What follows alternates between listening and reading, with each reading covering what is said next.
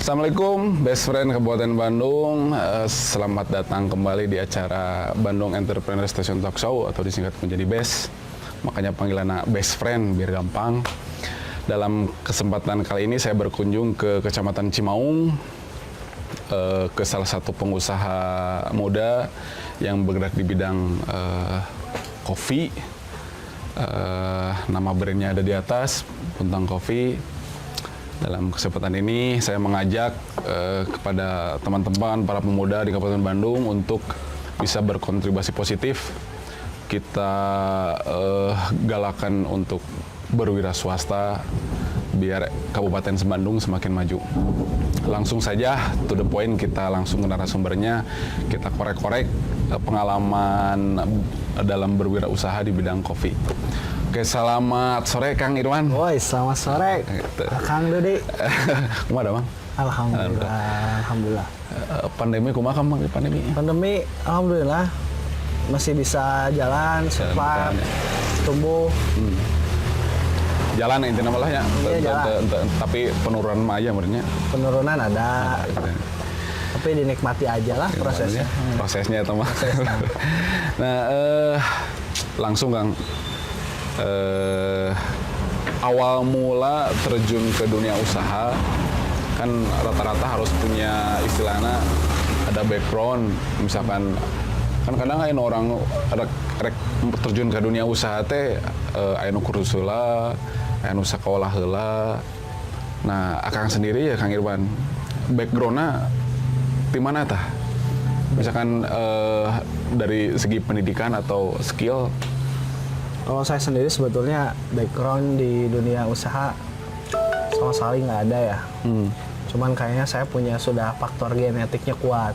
Jadi memang ada turunan gitu. Kalau saya ditarik apa istilahnya si keturunan saya nyambung tuh sampai ke Abdurrahman bin Auf gitu kan. Oh iya. Mantap. Gitu. Jadi memang bisa jadi. Ayat turahna gitu ya. Ayat turahna. Ya. Jadi sebetulnya bakat butuh, tapi memang cita-cita dari dulu juga pengen jadi wira swasta lah ya, pengusaha. Ya, bakat aya tapi nu paling gedena bakat kebutuh gitu. Oh gitu. Berarti background mah tidak ada sebetulnya. Tapi dulu sekolah SMA, STM atau kuliah? Sekolah saya dulu kalau SD kan di sini di Sinagali di sini di Gunung Puntang. Kemudian SMP-nya di Banjaran, di Pajagalan 31 ya. Kemudian masuk saya ke STM, sekolah tingkat mualimin. Di MA, di Madrasah Aliyah di Tasik. Oh, di Tasik. Ya, 67 benda. Nah, akhirnya saya masuk kuliah di Al Imarot. Sekolah di bahasa Arab. Bahasa Arab. Di bahasa Arab. Nggak ada lah basic belajar bisnisnya sebetulnya nggak ada. Oh, nggak ada. Gitu. Cuman mengalir aja. Nah, kan biasanya untuk mulai berwira swasta teh kadang ada yang turun temurun, usaha natanya nuruskeun dari orang tua, ada yang emang di planning gitunya, erek terjun ke dunia usaha ieu di planning gitu semuanya teh. Nah, Akang sendiri masuk terjun ke dunia usaha ieu teh kumaha carita awalna bisa memilih saya mah rek usaha ieu weh gitu, atau misalkan nanti kanu konveksi misalnya atau kanu naon gitu. Nah, bisa milih usaha ieu gitu, kopi gitu. Kopi 2013 ya saya mulai. Itu pun sebetulnya mungkin lebih kepada saya melihat peluang. 2013 nggak seramai sekarang. Gitu. Jadi wasilahnya ketika pada saat itu saya bisnis, beberapa kali bisnis, dari mulai supplier kayak bikin makluan kaos, kemudian bikin warnet gitu ya. Oh, sempet oke kan aksesoris laki-laki, dompet kayak gitu. Nah, akhirnya beberapa kali bikin usaha bangkrut lah gitu ya, bukan bangkrut atau kolaps gitu. udah nggak minjem bank. Gitu. Kalau minjem ke bank jadi bangkrut. Bangkrut. Kamu pinjam ke bank tuh bangkrut. Nah, menghasilkan hutang alhamdulillah 50 jutaan kalau nggak salah pada saat itu 2013. Dulu 2013 hutang 50 juta lumayan ya besar. Oh ya. Besarnya. Saat ini juga besar. Kembali motor lumayan ya, motor KLX. Nah, akhirnya tapalah jadi karena bingung ya, kumaha cara namanya hutang ya. Gitu. Akhirnya saya coba di gunung berkebun, niis gitu. Menjernihkan pikiran, istri herang panon. Nah dari sana lihat di sekitar kita teh banyak petani kopi gitu. Cuman pada saat itu harga cherry pun harga buah kopi gelondong itu masih murah. 4.000, 5.000-an lah ya gitu. Nah dari sana terpikirlah ini kalau diolah mungkin akan punya nilai jauh lebih tinggi. Tapi saya juga bingung. Bingungnya apa? Gimana cara jualan? Gitu kan? Karena ternyata harga pada saat itu juga saya aneh gitu. Padahal harga kopi di jajaran petani aja sudah harga 4.000 sekilo. Kalau dibikin kopi-kopi yang berseliweran pada saat itu kan harganya nggak segitu gitu. Murah sekali gitu. Murah. Gimana caranya gitu kan. Nah akhirnya saya coba nyari di kayak semacam di YouTube lah, di Google gitu kan. Referensi-referensi dari sana mulai belajar ke kopi itu gitu. Berarti saat memilih kopi teh pertama mah mungkin karena kalilit hutang deh, ya. Kalilit hutang, terus niis ke gunung, terus lihat kopi. Nah, kopi. Gitu. Jadi awalnya tidinya gitu, memilih itu teh terus diolah sampai terus jadi diolah produk. sampai produk Gitu. sampai saat ini. Nah kan terjun ke dunia itu yang namanya usaha lah butuh modal, tetap kan butuh modal. Nah dulu untuk memulai usaha modalnya di mana tah? Modal kadaek ya. Modal kadaek. Jadi modal yang paling utama adalah kemauan dulu ya. Kemauan maksudnya gini, dulu itu di sini kan sekarang lahan itu lahan perhutani. Kita kan hak guna usaha, HGU. Nah, lahan itu kan nggak beli, sok pakai dulu. Nanti kita ada sharing dari hasil kebun. Nah, satu itu. Bibitnya dari mana? Bibit banyak, ngebibitin bisa gampang sekali. Gitu kan. Jadi istilahnya dulu saya nggak ada modalnya, keinginan aja gitu. Cuman kita melakukan sesuatu hal yang tidak kebanyakan orang lakukan. Gitu. Pas momennya. Ya udahlah. Sambil menghabiskan waktu pada saat itu gitu. Akhirnya bertani, berkebun deui lah gitunya, belajar dulu 99 pohon lah. 99 pohon sambil baca-baca gitu kan artikel-artikel tentang kopi khususnya pengolahan kebun kayak gimana. Nah, dari sana dari 99 pohon itu mulai kan ada komunitas petani kan di sini. Jadi bikin poktan lah. Poktan, kelompok tani. Si kelompok taninya ya sharing-sharing ringan lah pada dasarnya gitu kan. Pada dasarnya gitu. Jadi akhirnya dari sana mulai punya keinginan gimana caranya gini. Ini si Puntang ini harus kopinya bisa dikenal gitu. Minimal merasakan dulu. Dulu kita ngolah kopi full manual semua. Moe sendiri gitu kan, jemur sendiri gitu, panen sendiri gitu. Sampai ngerosting pakai teflon tehnya pada dulu. Nanti aya nih. Pakai hawut, nah, hawut aya kompor gas. Nah, kasrok gitu kan pakai teflon. Kemudian di kanvas ke coffee shop di Bandung. Dari 10 coffee shop yang ditawarin nggak ada yang beli gitu ya. Yang beli yang nggak ditawarin. Taetan disebut rezeki gitu. Kadang-kadang ya kita harus jalani lah prosesnya ya, tawaran ke 10 customer ya nggak ada yang beli, tapi ternyata ada yang beli yang nggak ditawarin. Ternyata dia tahu dari mana? Tahu dari yang ditawarin gitu. Gitu ditawarin, dianya sendiri nggak beli. Gitu. Saya nggak tahu nggak beli ke mana, nggak punya uang atau apa gitu. Tapi dia mereferensikan ada yang seperti itu kan. Gitu. Akhirnya mulai beli 1-2 posting Instagram, ya begitulah. Prosesnya lumayan cukup panjang sekali sih sebetulnya. Cuman saya menikmati sekali di dunia kopi itu karena kopi itu lintas lintas profesi, Ya. lintas agama, pokoknya masuk lah. Ini mah kan lintas generasi. Lintas generasi juga gitu. Wah, luar biasa lah. Gitu, Jadi modal awal mah ya itulah kemauan dulu. kemauannya. Jelas mau dulu. Gitu. Jadi Mau nggak modal dari awal teh emang yang paling utama Yang tetap paling akhirnya utama. meskipun orang punya istilahnya budget atau nominal tertentu yang modal tapi tanpa kemauan mau jalan. Betul, Gitu. betul. Jadi tetap intinya nomor hiji mah modal kemauan. Nah, selama berwirausaha ya namanya usaha kan naik turun gitu.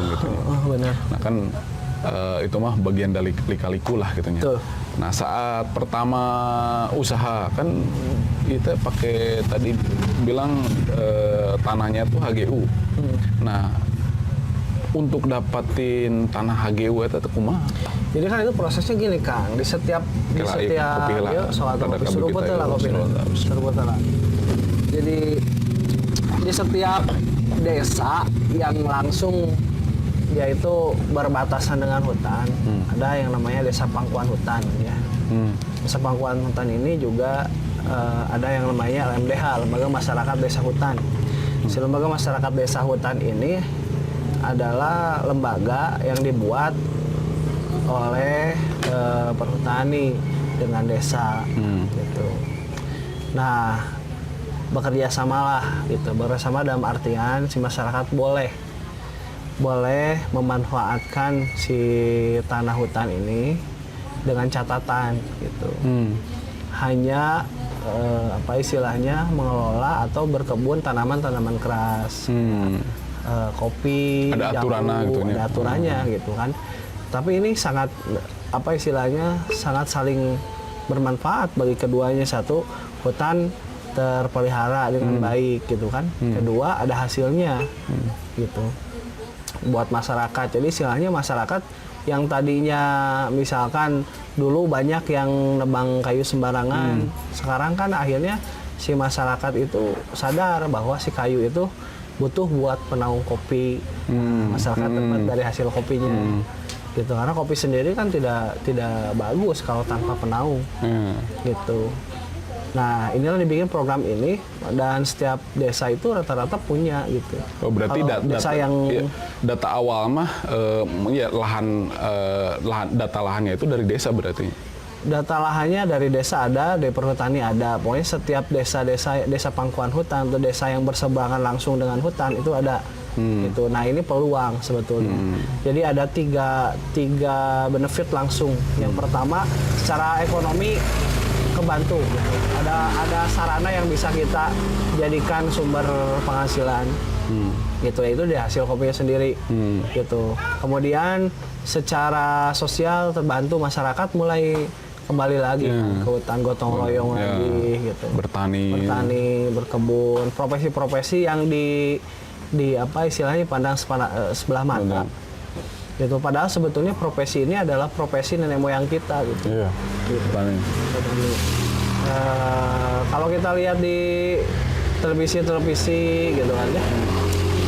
Kebanyakan kan si petani itu selalu digambarkan menderita. Ya paling iyalah miskin, ini miskin, ternyata paling bawa bisa lah gitu ya. Banyak anak, hutang, gitu kan ya. Tagih-tagih kuda kolektor. Gitu. Padahal itulah salah satu cara mungkin bagaimana orang-orang yang tidak suka, misalnya dengan kemajuan negara kita Republik Indonesia tercinta ini, agar para pemudanya atau generasi penerusnya itu tidak mau meneruskan profesi petani, padahal profesi petani mulia, mulia sekali gitu.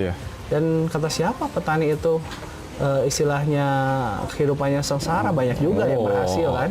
Bandar-bandar komodenya haji-haji unggul gitu. Nah, itulah makanya kalau saya lihat mungkin salah satunya dulu orang tua saya juga ke kebun ya. Pagi-pagi berangkat kebun. Pulang jam 12 gitu kan. Bahkan anak-anaknya banyak gitu. Semuanya ternafkahi dengan baik. Iya. Terus semuanya tersekolahkan sampai perguruan tinggi gitu. Jadi sebetulnya apa yang hilang dari kita? Iya. Apa yang hilang? Yang hilang itu mungkin apa ya istilahnya, keberkahannya hilang ya. Kalau sekarang kan pergi pali, Iya. petang, Nah, penghasilan nggak cukup Iya. gitu, punya anak cukup dua, Dibatasinya. terbatasi gitu kan. gitu. Ketakutan masa depan yang apa istilahnya keterlaluan. Gitu. Nah, Nah, kalau dulu inilah gitu, kita kan diciptakan dari tanah, tugasnya sebagai khalifah memakmurkan tanah, bumi, dan kita ketika mati di kuberkahan ada gitu.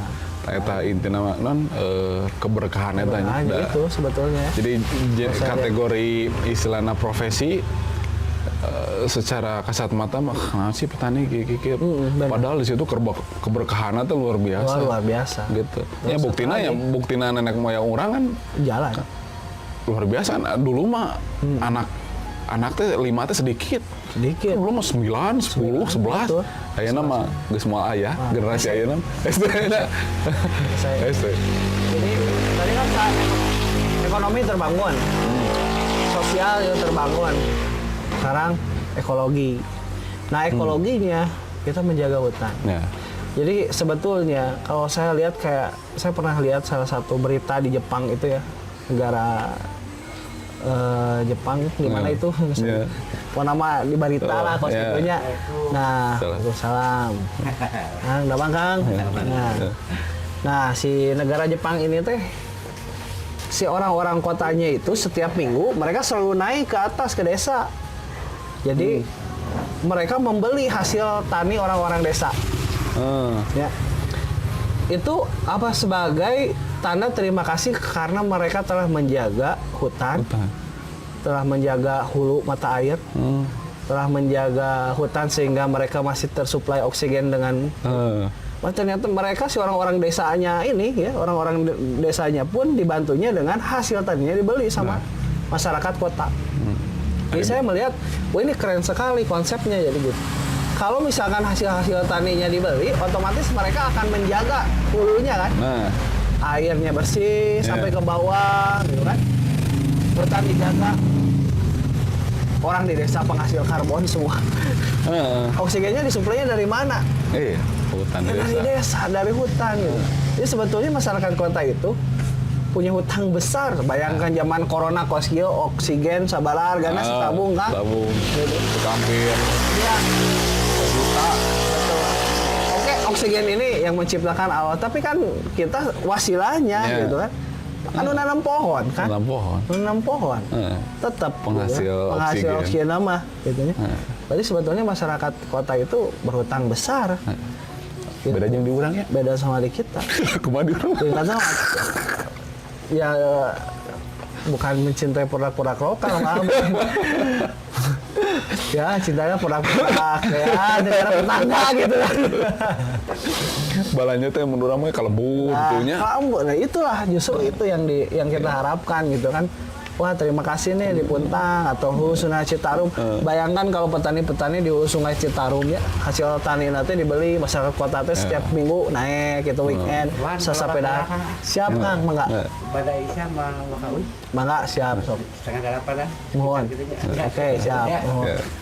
Ya, salam. Bayangkan kalau seperti itu. Naik weekend Sabtu Minggu sambil olahraga gitu kan, belanja. Nama sepedaan ke mesinnya. Betul, belanja ada sayuran, masyarakat desa teh ajajar di pinggir jalan teh kan, pasar tumpah teh aja sayuran aya bayam, aya naon segala rupa gitu. Terus dibeli gitu, dibeli dengan harga yang relatif lebih tinggi sedikit mah wajar lah. Maksudnya dalam artian gini. Ini kan nanam nage sakumaha gitu kan. Tapi bukan masalahnya kan bukan harganya sebetulnya.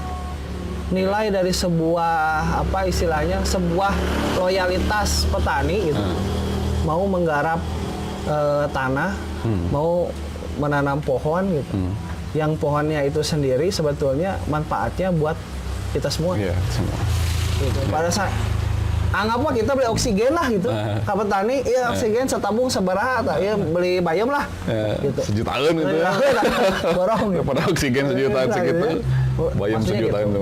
Pasti itu kan sirkulasinya akan lebih sehat kan?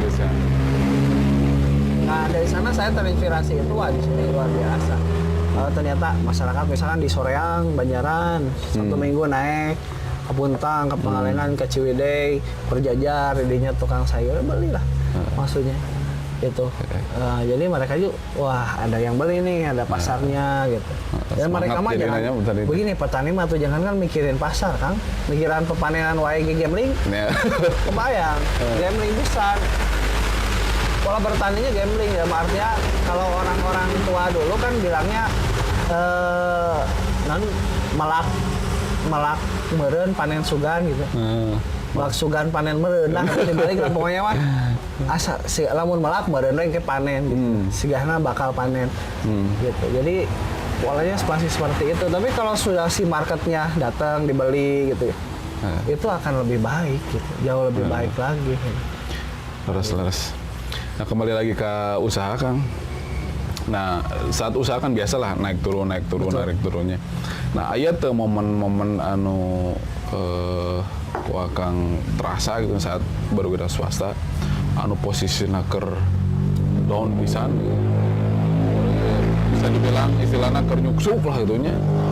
Nah terus balik untuk mengembalikan deui teh kan butuh perjuangan ya. Nah bisa di-share tuh kan pas kaya nyuksur masih ke kumaha terus mengembalikan deuna kumaha. Jadi 2000 ya itu ya pas masa-masa awal-awal kopi mungkin. Pas awal-awal kopi kan saya masih ada bisnis juga gitu. Waktu itu saya itu lebih kepada kelalaian saya lah ya. Kelalaian saya dalam artian gini. Dulu saya pernah punya kebun peninggalan. Nah, rencananya buat modal. Kebun peninggalan orang tua saya. Gitu, karena ayah saya meninggal pada usia saya pas lulus SMA, pas lulus Malimin. Nah, itu ada kebun sekitar nilainya 175 juta pada saat itu. Nah, dan itu saya delegasikan atau saya percayakan kepada orang yang memang saya sendiri pada saat itu percaya aja gitu.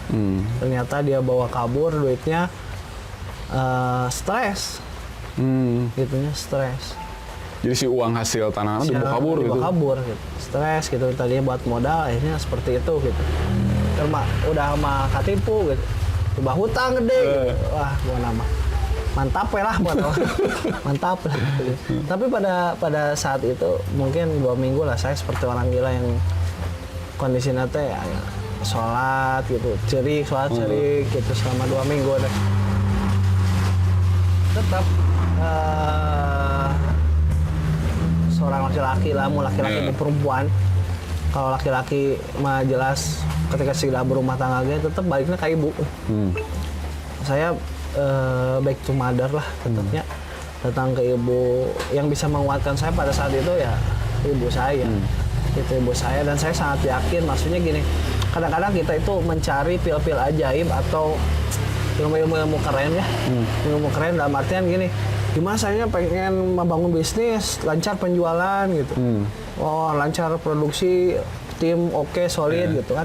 Cari ilmu-ilmu kekinian dan sebagainya, bahkan yang berbayar mahal gitu kan. Padahalnya ada satu yang paling gratis, dan itu udah jelas semua orang pasti setuju, doa ibu, man. Asli man.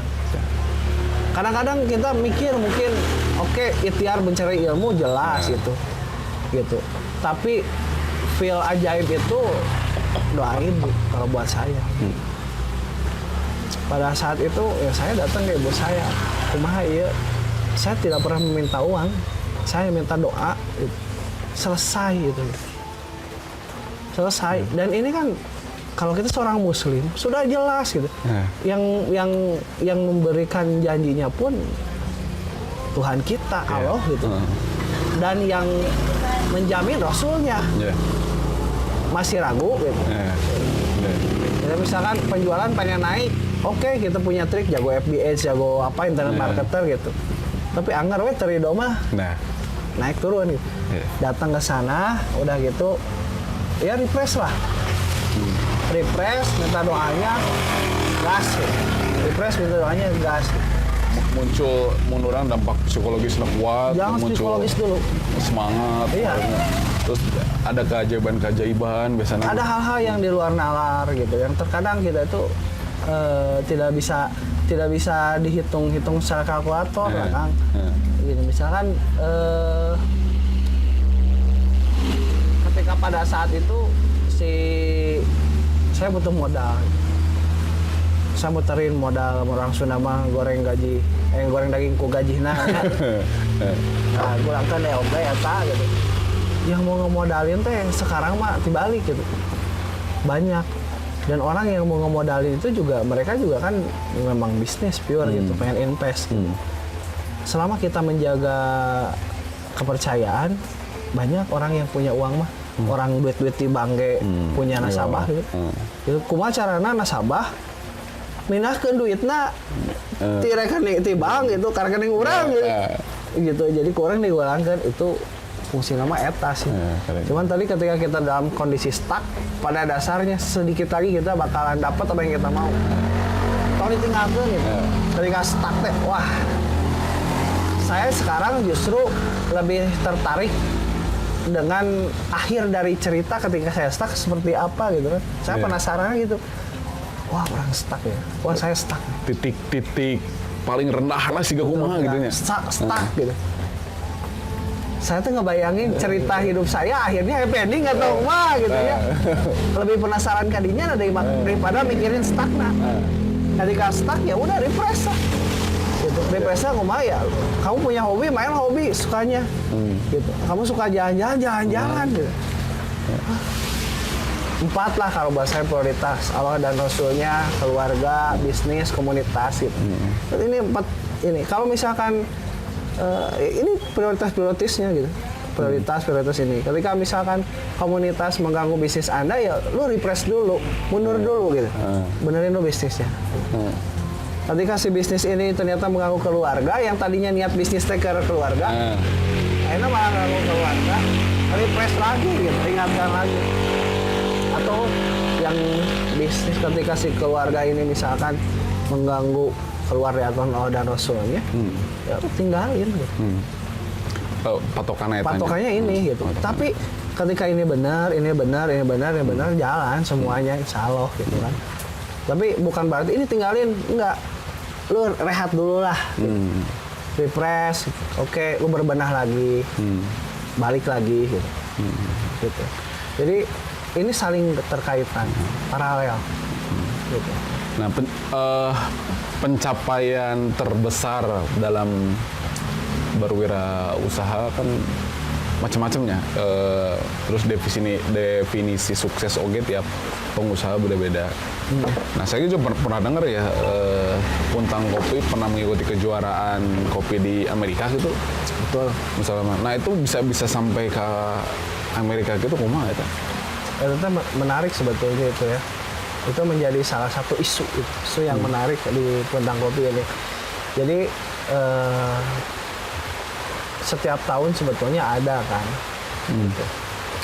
Ada event-event itu. Gitu. Kalau dulu 2016 itu ya ada salah seorang petani kita kan di sini, petani di Gunung Puntang. Dia ikut bertani, kemudian dia bawa si kopi Puntang ini ke Amerika gitu kan. Dan memang pada sebetulnya di Amerika itu event lelang lah, itu lebih ke lelang sebetulnya. Harganya bagus. Jadi pada dasarnya sebetulnya kopi-kopi kita itu udah bagus. Cuman waktu itu kan nggak semudah sekarang akses untuk mengakses itu. Gitu. Kalau sekarang kan udah ada informasi up to date, orang kita bisa lihat dari internet. Gitu. Kalau dulu gimana? Padahal event itu ada. Cuman yang bisa mengakses ke sana nggak semua. Gitu. Masih sangat terbatas. Walaupun sekarang juga nggak semua ya. Sangat terbatas lah. Gitu. Nah, kalau sekarang kan sebetulnya udah banyak. Gitu. Kita misalkan kayak kita kemarin ikutan event setelah 2019, event kontes kopi specialty yang juara 1 nasional gitu kan, kita dapat sampai scoringnya di atas 90 plus gitu kan, di atas 90,75 pada situ record juga selama ada KKSI di Indonesia gitu. Di kategori itu kita paling tinggi ya kopi Kabupaten Bandung memang keren semua sebetulnya gitu kan. Rata-rata pasti masuk 3 besar. Kemudian akhirnya kita dapat tiket dong ikutan di Paris yang apa itu juga event tahunan sebetulnya. Kita juga dapat Gourmet Medal juga di Prancis. Jadi kalau kita ngolah kopi dengan baik, kopi itu sendiri yang akan berbicara gitu. Betul. Yang pertama, pastikan ketika kita menjaga alam akan memberi apa yang kita mau. Benar. Gitu. Makanya tadi ekonomi, ekologi, dan sosial itu adalah value kita. Ya, kita menjalankan bisnis kopi ini. Gitu kan. Sosial, kita bangun kelompok yang awalnya saya di sini ngebangun ya 20 orang gitu ya. Sekarang alhamdulillah udah di atas 125 kakak. Insyaallah. Gitu kan. 125 kakak. Kemudian setelah itu kita juga kayak setiap tahun itu wajib nanam pohon gitu kan. Terlepas dari semua nilai tadi akan ada ekonominya jelas gitu. Ekologi dan ekologinya kita bangun nih. Setiap tahun kita wajib nanam pohon kayu, kemudian kopi juga wajib. Gitu. Kenapa? Karena akan menopang gitu. Kita jangan lupa ekologi dijaga. Ketika kita menjaga apa yang kita punya, maka sebetulnya kita menjaga alam juga. Gitu. Makanya penghijauan terus jalan. Isinya paralel lah. 3 hal ini yang kita bangun gitu. Maka hasil dari kopinya pun termasuk kopi-kopi kita kan organik Kang. Yeah. Gitu, organik kita belajar tentang bagaimana cara membuat pupuk organik. Gitu. Itu sangat simpel dan sangat mudah. Bagaimana kita berdaulat lah. Makanya ke depannya saya pengen bikin satu ekosistem di sini yang dari mulai apa istilahnya belanja di toko. Saya mau bikin toko itu pemiliknya adalah anggota koperasi. Jadi ekonomi berjalan di sana, di sana. Jadi si perputaran uang itu keluarnya betul di kita dibangun gitu. di sini. Karena saya mah hanya sebatas apa ya? Lebih ke penggerak lah. Lebih ke penggerak. Apa yang saya bisa lakukan di sini dan ini adalah tanggung jawab saya sebagai anak lokal gitu kan. Gitu. Saya banyak tawaran berkarir di luar gitu. Tapi kayaknya saya juga harus punya harus punya cerita yang layak untuk diapresiasi mungkin suatu saat nanti itulah gitu di sana gitu. Nah, sebagai istilahnya pengusaha kopi lah, kan banyak teman-teman atau masyarakat di Kabupaten Bandung cik ari kopi puntang teh kumaha rasana gitu. Namun bisa diceritakan gitu. Kalau puntang itu sebetulnya gini, rasa itu sangat subjektif kan, gitu. Kopi puntang itu unik, menarik kalau buat saya sendiri. Karena nggak mungkin ada keunikan atau kemenarikan, tapi setiap event kita rata-rata punya juara lah, gitu. Si puntang ini rasanya itu cenderung kalau untuk sebagian para orang-orang kopi, katanya mereka bilang rasanya bulat gitu. Bulat dalam artian ini rasanya lebih rich, lebih kaya gitu, banyak varian. Kalau di kita aja di sini gitu kan, kita punya varian dari mulai varian varietas, punya varian prosesnya. Jadi bisa milih sesuai kriteria kopi yang kita suka gitu kan. Gitu. Saya pengen puntang rasanya ABC, kita bisa gitu. Oh, bisa diatur. Bisa diatur gitu kan. Jadi saya lebih ke manis nih sukanya, saya lebih ke fruity nih. Saya yang high acidity gitu bisa di-set gitu kan. Tapi pada dasarnya kopi puntang ini basically wajib organik. Karena ini adalah tanggung jawab kita terhadap value kita yang tadi ekologi kan. Kalau kita ngomongnya ekologi tapi masih dan pakai pupuk-pupuk yang konvensional tapi bisa kimia sintetis yang berbahaya, baik jangka pendek ataupun jangka panjang, mana ekologinya gitu. Karena ini kan kita berbicara tentang apa istilahnya sustainable gitu. Nah, kalau ini usaha dari awal sampai sekarang udah berapa lama? 2013 aja Kang. 2013 berarti- saya coba mulai mengenal kopi, mulai ada brand ini 2015. Terus sampai hari ini. Sampai akhirnya. Good. Nah, untuk pemasaran Kang, Pemasaran.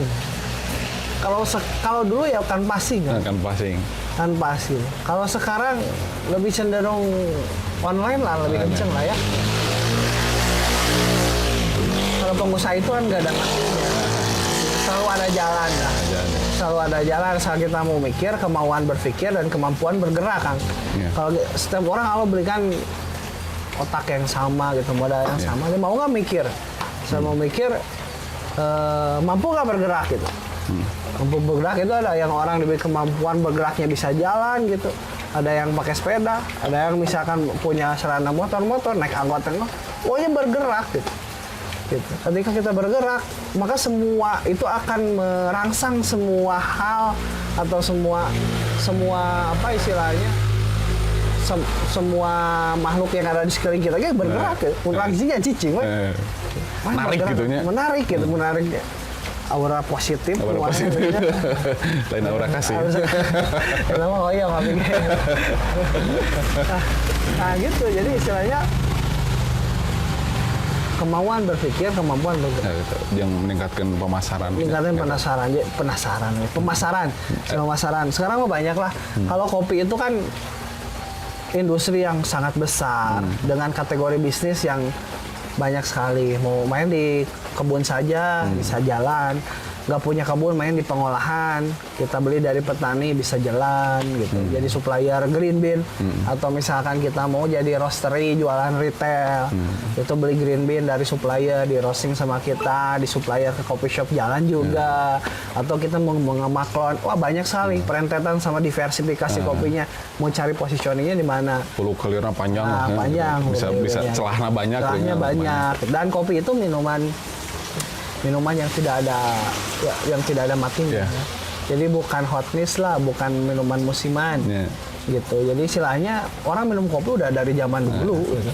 Istilahnya gini, pondasian laku kopi, pagi-pagi kan? tanya.